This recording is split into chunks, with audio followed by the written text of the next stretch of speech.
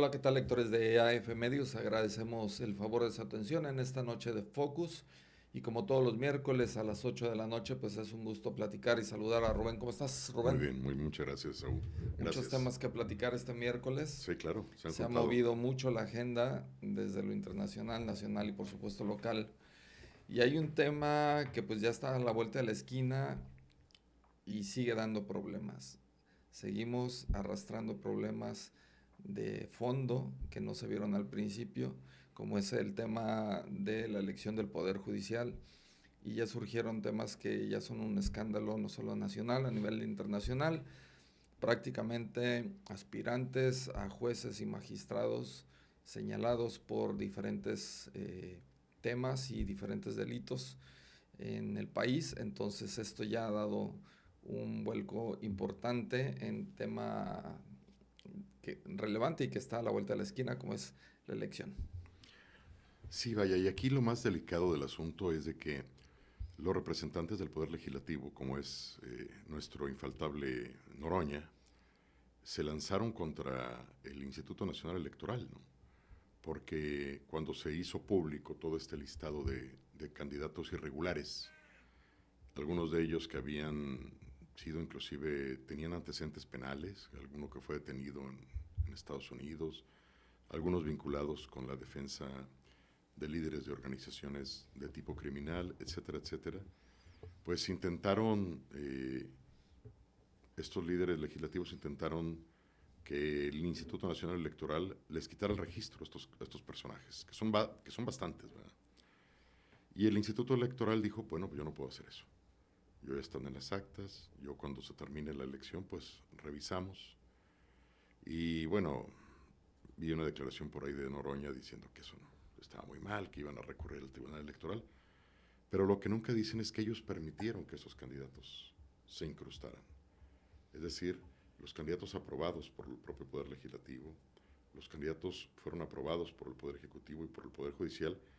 El Poder Judicial se negó y entonces el Poder Legislativo tomó el control y sorteó y presentó su propia lista de candidatos disque del Poder Judicial. Entonces todo esto es un galimatías, es un enredo, y ahora se quiere resolver en un instante, mediante decreto, algo que estuvo mal desde el inicio. Sí, al cuarto para las 12, pero recordarás que todos fuimos testigos y en reiteradas ocasiones aquí en Focus incluso lo platicamos de las fallas serias que se veían en la conformación de estos listados, en la selección de los aspirantes, en la revisión de los propios candidaturas, de los requisitos que tenían los aspirantes. Y por muchas fuentes y en muchas ocasiones se señaló que había fallas, que se repetían, desde que se Sí, sí, repetían sí. nombres de candidatos, que había candidatos sin los datos completos, que no tenían las calificaciones requeridas para poder registrarse en una aspiración al poder, a la elección del Poder Judicial. Y ahora resulta que ya a la vuelta de la esquina, pues tanto el Poder Legislativo, que en este caso es la Cámara de Diputados y el Senado de la República, pues reconocen que hay 18 aspirantes a jueces y magistrados que están vinculados o señalados por temas serios como abuso sexual, peculado, amenazas, lesiones y hasta delincuencia organizada. Esto era responsabilidad del Poder Legislativo, del Poder Judicial y del Poder Ejecutivo. ¿Por qué? Porque se conformaron comités eh, de evaluación para poder integrar Así es. estas listas. Ahora que surge esto, pues el Senado o la Cámara de Diputados le exigen al INE que elimine esto cuando desde la convocatoria estaba señalado que ellos eran Así los es. Así responsables es. de revisar, de analizar cada una de las candidaturas o posibles candidaturas.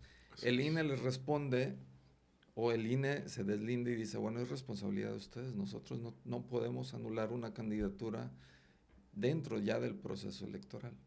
Esto seguramente sucederá mañana en sesión del Consejo del Instituto Nacional Electoral, pero de entrada el Poder Legislativo no quiere asumir esa responsabilidad, al menos pública, ¿no?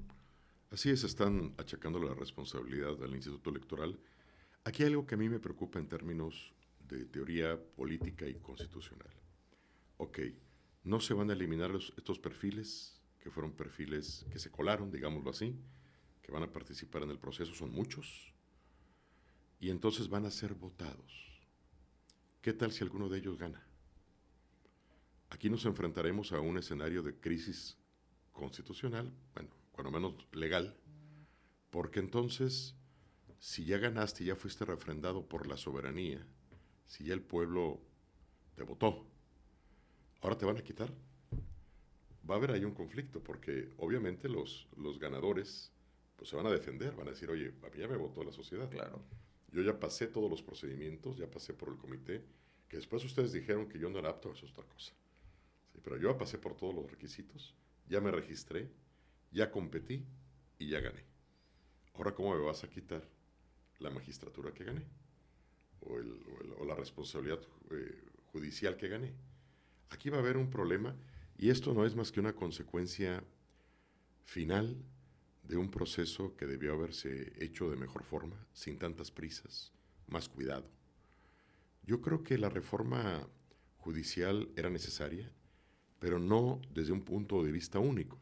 Era el resultado de una discusión, de un análisis, claro. y sin prisas para que las cosas salieran mejor. Yo no sé por qué la prisa de hacerla de forma inmediata. Pudieron haberse esperado un par de años para hacer un proceso muy cuidado, muy transparente, que realmente sirviera para fortalecer al Poder Judicial y no para debilitarlo, como es el caso. Y parece que el tiempo está dando la razón, parece que finalmente todos los cabos empiezan a atarse, y parece que fue así como una venganza política el tema de la reforma judicial. Pero imagínate, Rubén, que no se hubieran detectado, cuando menos esto sabrá Dios, si existen más perfiles así, ¿no? Pero si no se hubieran detectado, al menos esta organización que está denunciando, que Miguel Alfonso Mesa, que es director de Defensores, es una organización civil que está denunciando estos perfiles. Si no se hubieran detectado y ganan, imagínate en manos de quién estaban miles de ciudadanos. Bueno, todavía puede pasar, ¿eh? Sí, pueden ganar. O sea, pueden ganar, pero en el supuesto de que no se hubieran detectado. Claro, pasan y ahí están. Y además, esto es una revisión federal, de candidaturas federales. Claro. No se ha hecho una revisión exhaustiva en los estados, a ver qué tipo de perfiles están postulándose para magistrados de los tribunales de justicia y para jueces penales y de todo tipo, ¿verdad? Sí, hay 18 aspirantes a jueces y magistrados que está aceptando el Poder Legislativo, y hay 8 más que están señalados por no tener ni siquiera la calificación básica para poder aspirar, que era el promedio de 8, ni siquiera llegaron a esa calificación. Quiere decir que los comités ni siquiera en eso se fijaron, ni siquiera revisaron el promedio mínimo que se establecía en las convocatorias, y dejaron pasar a candidatos que tenían promedios menores a 8, lo cual, digo, así estaba la convocatoria, pues no quiere decir que sea bueno o malo. Yo en lo personal creo que los criterios de calificación siempre son un tanto injustos, pero ahí están, por algo se califican las personas, y se dejaron pasar estos criterios. Sí, es un problema, la verdad que sí, en lo político es muy cuestionable, pero ya en lo real, en lo legal, es todavía peor el problema. Claro.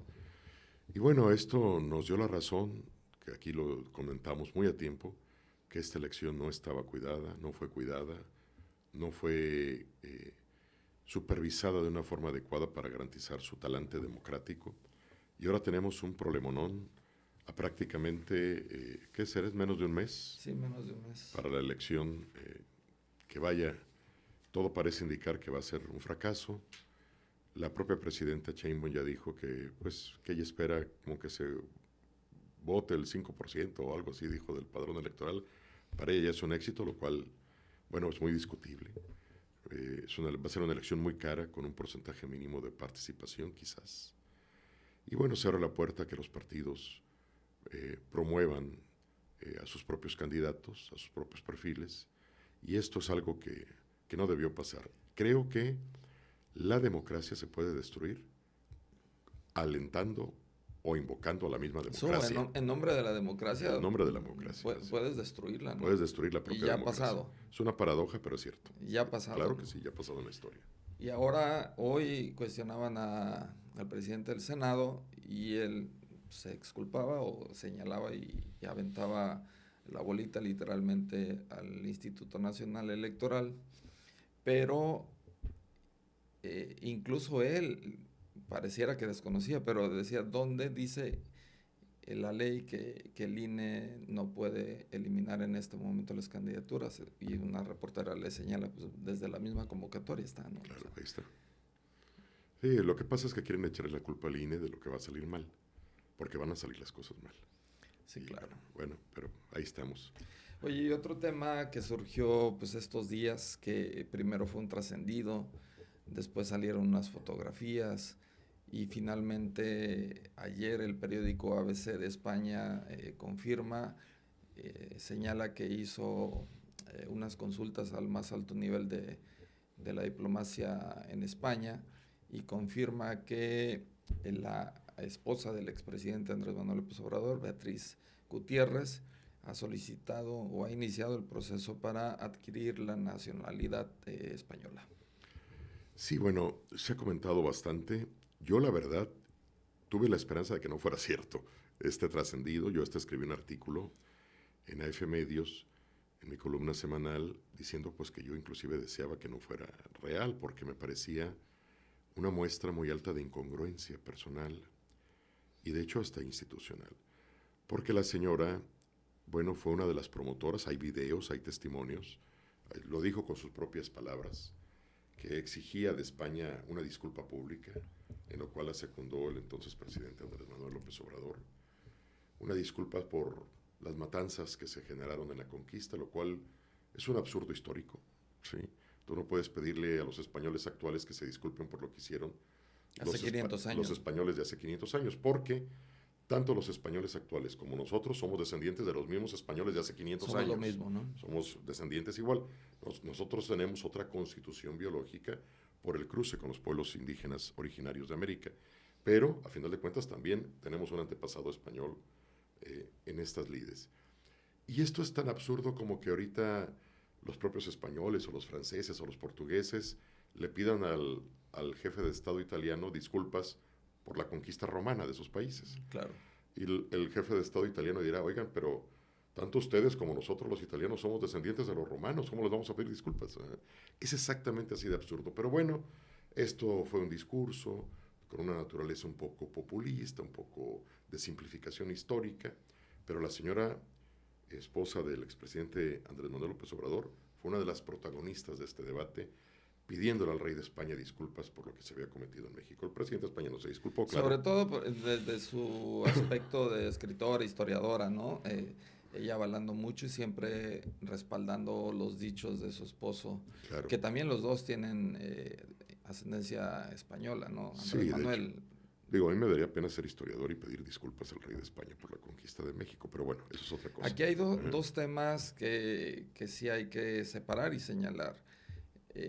La señora Gutiérrez Müller tiene todo el derecho de solicitar una nacionalidad española. De donde quiera, incluso.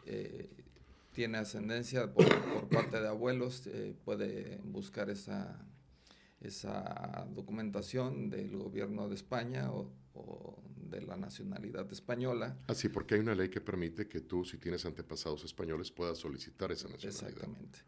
Pero esa es la parte personal, individual, y que también puede ser posible, que también lo platicábamos hace unos días, o creo que esta mañana lo platicábamos con algunos columnistas de F Medios. Hay un dato que, bueno, su hijo vive en Inglaterra, ya se terminó el gobierno de su esposo, y pues también quizá busca tener una cercanía con su hijo que está en Inglaterra y es más fácil trasladarse de España a Inglaterra, ¿no? Y tiene menos reflectores para que la estén ubicando en sus viajes. Yo creo que eso está bien, digo, ella tiene derecho a pedir la nacionalidad española. El problema aquí es la congruencia. Exactamente. Entonces, pero el terreno, esa es una, y el otro aspecto que es el terreno político, pues queda muy mal parado, ¿no? O sea, por todos los ámbitos donde quieras verlo. Y uno de los más relevantes, que por supuesto que va a ser noticia cuando le otorguen, porque no creo que le nieguen la la doble nacionalidad, o en este caso la nacionalidad española, y que puede permanecer con la mexicana también, es que el primer requisito, una vez que concluye el trámite, es que siendo mayor de 14 años, por supuesto lo es, debe presentar o prestar una declaración jurando fidelidad al rey de España Claro, y a la Constitución española. claro, porque es una nacionalidad.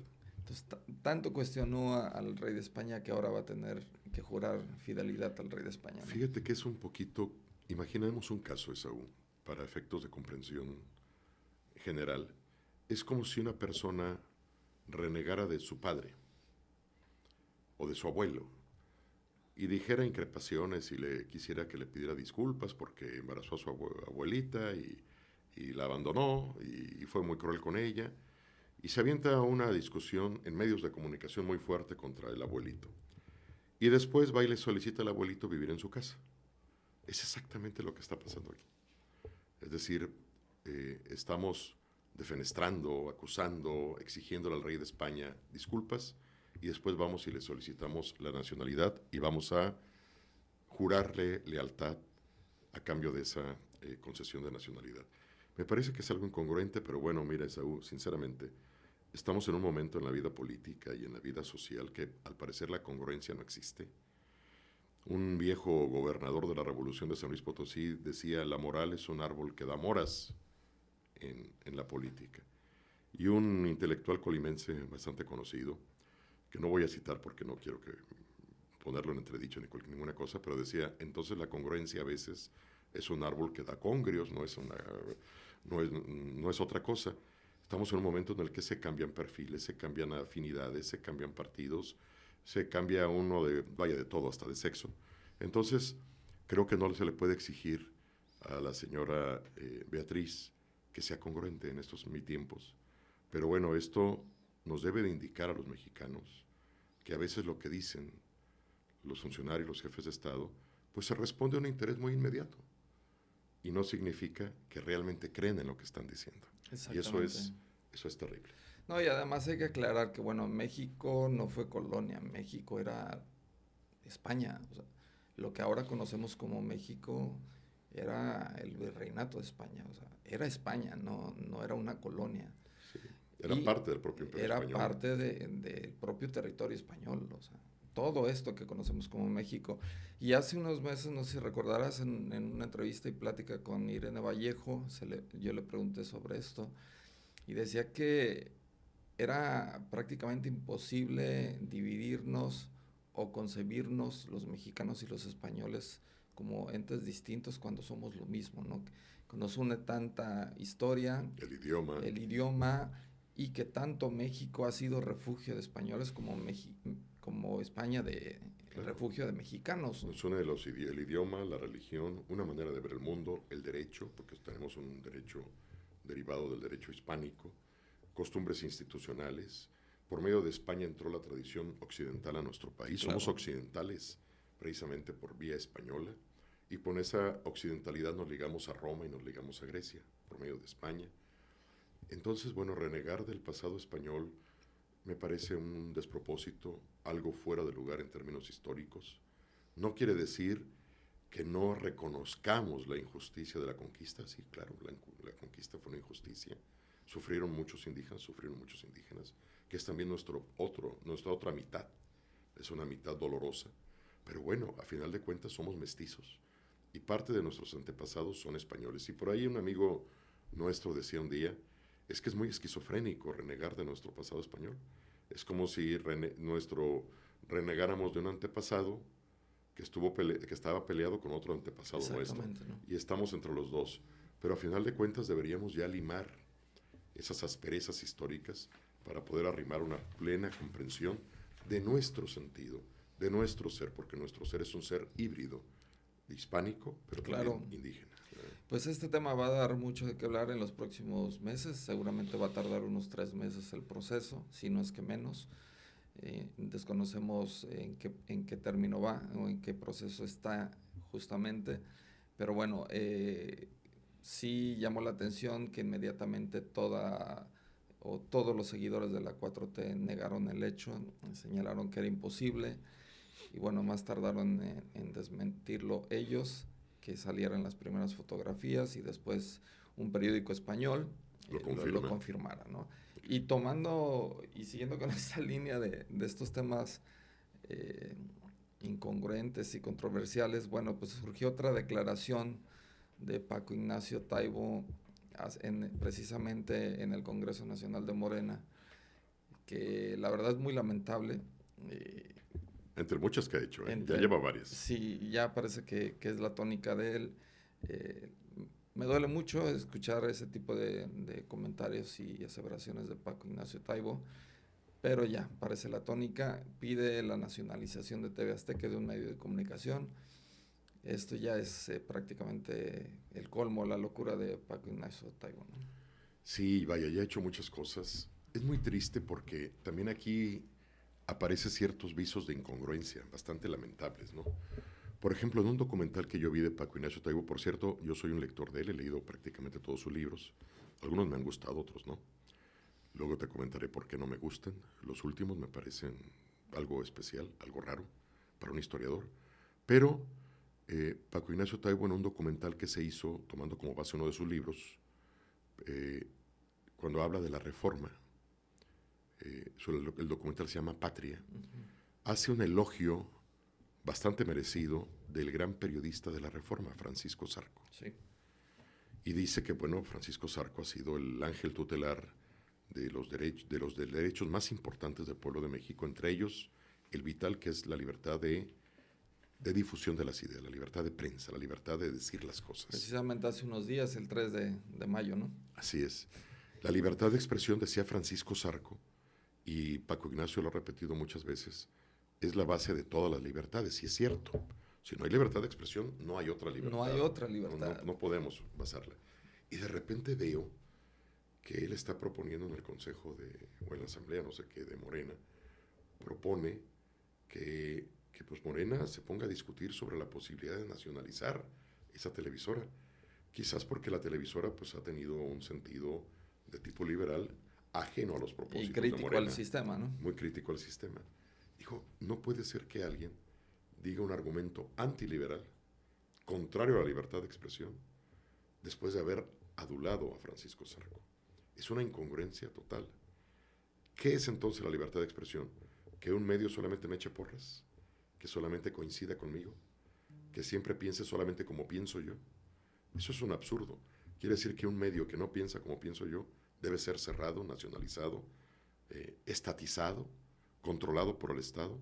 Vaya, eso, no lo puedo creer. Me parece que esto a largo plazo le va a doler mucho a la presencia del intelectual que es Paco Ignacio. Sí, estamos llegando llegando a pequeños tintes de lo que es Cuba en términos de libertad de expresión, ¿no? Sí, claro. Si te coartan tu libertad de expresión, pues prácticamente te están coartando la libertad de pensamiento, que es básico en un ser humano, es un derecho humano, ¿no? Y tratar o insinuar o tratar de convencer al Estado de que expropie, que nacionalice, que robe una empresa, porque además de ser un medio de comunicación, pues es una empresa. No puedes tú tratar de convencer al Estado o al partido que está en el Estado, que es el Estado en este momento, a que prácticamente robe una empresa o un medio de comunicación en la calle, ¿no? Nada más porque no te gusta. Esto ya es... Sí, es desproporcionado. Tintes totalitarios. Desproporcionado totalmente. Vaya, a mí me dio pena ajena ver esa declaración. Y más porque pues yo tenía otra impresión de Paco Ignacio. Sí, yo también la tenía y por muchos años siempre, pues todos creíamos que era liberal, ¿no? Pero ahora parece que está más enfocado a... Por cierto, eres hijo de un español, ¿no? Sí, Paco claro. Ignacio Taibo. Él es Paco Ignacio Taibo II. Y Paco Ignacio Taibo es español republicano que se vino precisamente a México, se refugió en México. ¿Huyendo de? Huyendo de la dictadura franquista. De la dictadura. Que estuvo en contra de las libertades. Y él, defendiendo la libertad con muchos republicanos, se vinieron a México y en México encontraron una patria de libertades. Entonces me parece increíble. Es incongruente. No sé. Es lamentable. Va en contra de todo el sentido de los derechos humanos. Va en contra de de la libertad de expresión, del periodismo, de los individuos, de una patria libre. Es terrible. Es triste, en términos generales, triste, sí. muy triste. Oye, en ese sentido también, bueno, hubo el Congreso Nacional de Morena y hubo un tema relevante. La presidenta envía una lista, un decálogo, unos lineamientos, pues para tratar de meter en cintura a su partido sin que lo haya manifestado así. Obviamente ella dijo, mandé una carta como miembro con licencia de Morena para que la tomaran en cuenta, pero evidentemente hay unos detalles que ya es público que no le parecen a ella. Sí. Y otra vez el partido a medias tintas le concede... Le medio tomó la palabra nada más. Le medio tomó la palabra, ¿no? Sí, claro. Bueno, yo leí mucha información correspondiente a este tema y me parece que lo que la presidenta señala es algo que deberían hacer todos los partidos, de hecho. Señala que no se debe favorecer el nepotismo, que se debe evitar el amiguismo, el compadrazgo, que se debe evitar la corrupción, que los integrantes de ese partido pues no tienen que mantenerse en una posición solidaria con la sociedad, ser empáticos, no andar presumiendo riquezas, trasladándose en autos de lujo, etcétera. No en aviones de primera clase, claro, camionetas, guardaespaldas. Todo. No reprimir al pueblo, dice de una forma muy clara. Que la policía no tiene que reprimir al pueblo. Así es, y cosa, bueno, vamos a platicar un poquito quizás más de esto. Y vaya, esto, también por ahí hubo algunas versiones de que había señalado que no se deben hacer campañas fuera de la ley, anticipadas, lo que se interpretó como un mensaje de alguna forma directa a ciertas actoras y actores que han estado haciendo campañas anticipadas por gobernaturas o por otros cargos de elección popular. La verdad es de que creo que ese documento de la presidenta debería ser más leído, porque creo que podría servir mucho como un parámetro, no solamente para Morena, sino para todos los partidos, porque a final de cuentas es algo que la sociedad puede tener muy clara en su proyección, ¿no? Querer tener movimientos políticos y sociales que tengan mayor claridad y mayor certeza en su definición frente a la sociedad. Sí, durante esta sesión, sexto consejo de Morena, se leyó íntegra la carta de la presidenta. Y en una parte de esta carta señala el riesgo de que Morena se convierta en un partido de Estado. Ya hay muchos indicios de que Morena es un partido de Estado, pero totalmente. Que lo mencione la titular del Ejecutivo, que es miembro de este partido. Bastante elocuente. Es muy elocuente y además llama muchísimo la atención sobre las advertencias que está haciendo para su propio partido, ¿no? Le toman en cuenta, leen íntegra la carta, pero finalmente vuelve a suceder un revés para la presidenta. Aprueban la mitad de los lineamientos que ella envió, entre ellos no aprueban lo que pedía de que no se realizaran campañas anticipadas.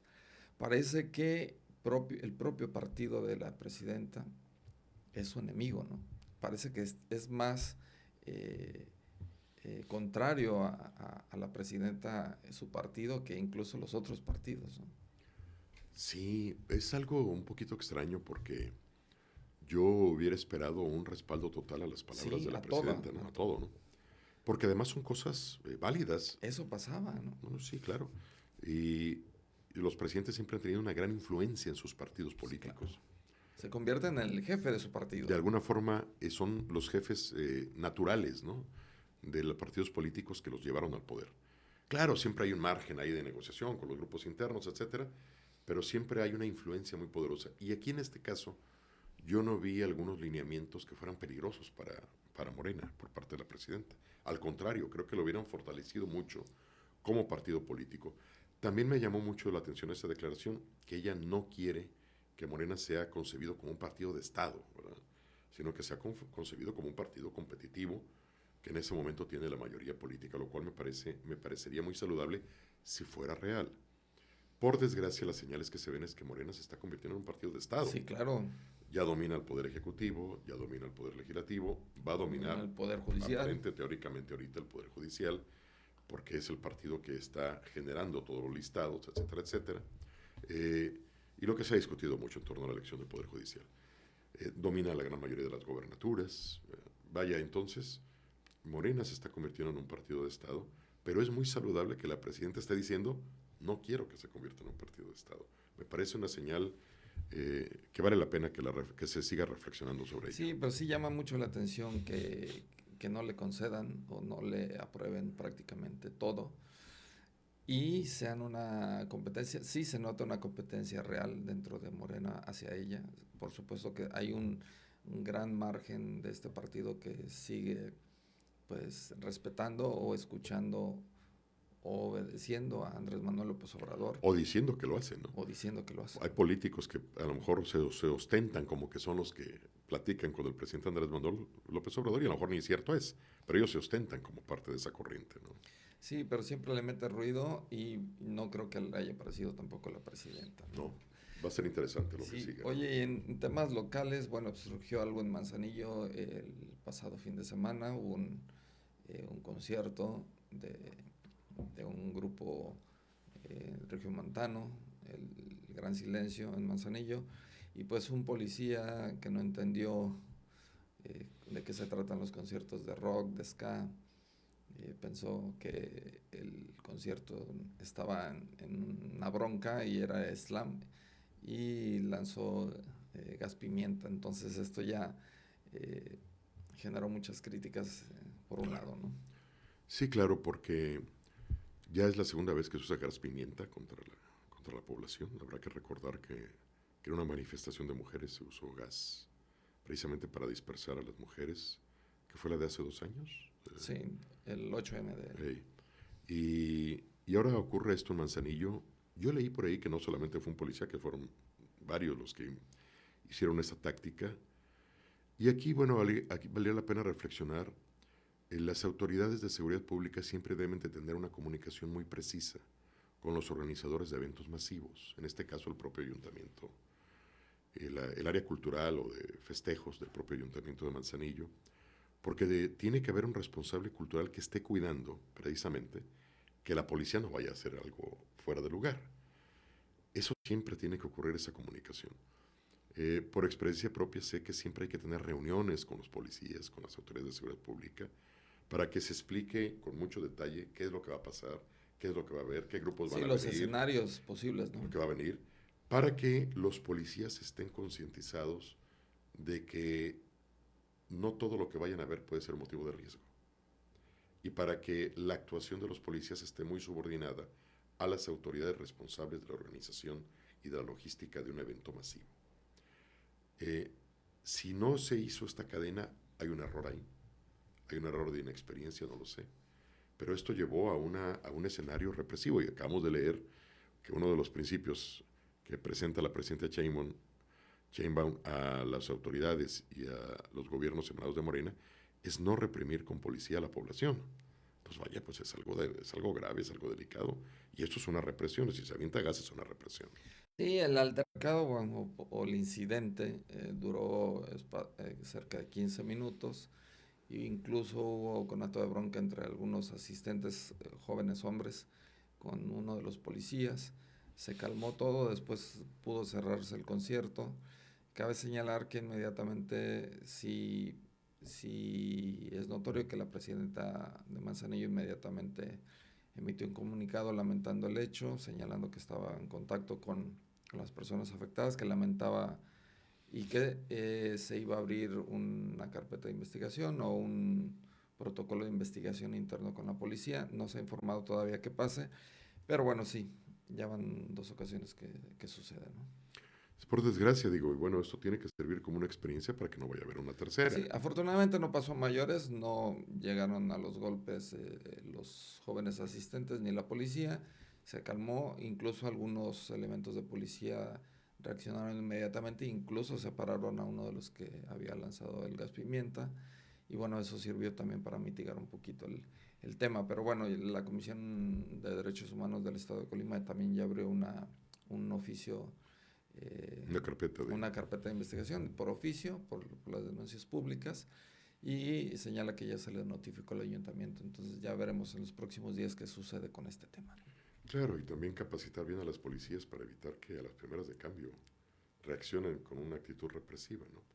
O sea, un gobierno municipal o estatal tiene que estar muy al pendiente de esto, porque en cualquier ratito las cosas se desbordan y puede haber daños mayores, ¿no? Sí, te digo, afortunadamente no pasó a mayores, quedó pues, en las molestias de la garganta, de los ojos, en ese círculo donde estaban. Pero bueno, es algo que sí tienen que prever en los futuros eventos municipales, estatales. Pues te agradezco mucho No, muchas que gracias, hayas Esaú. estado Gracias otro por miércoles todo. con nosotros y pues agradecemos mucho el favor de su atención, que nos haya escuchado por espacio de 36 minutos. Nos vemos el próximo miércoles en Noche de Focus.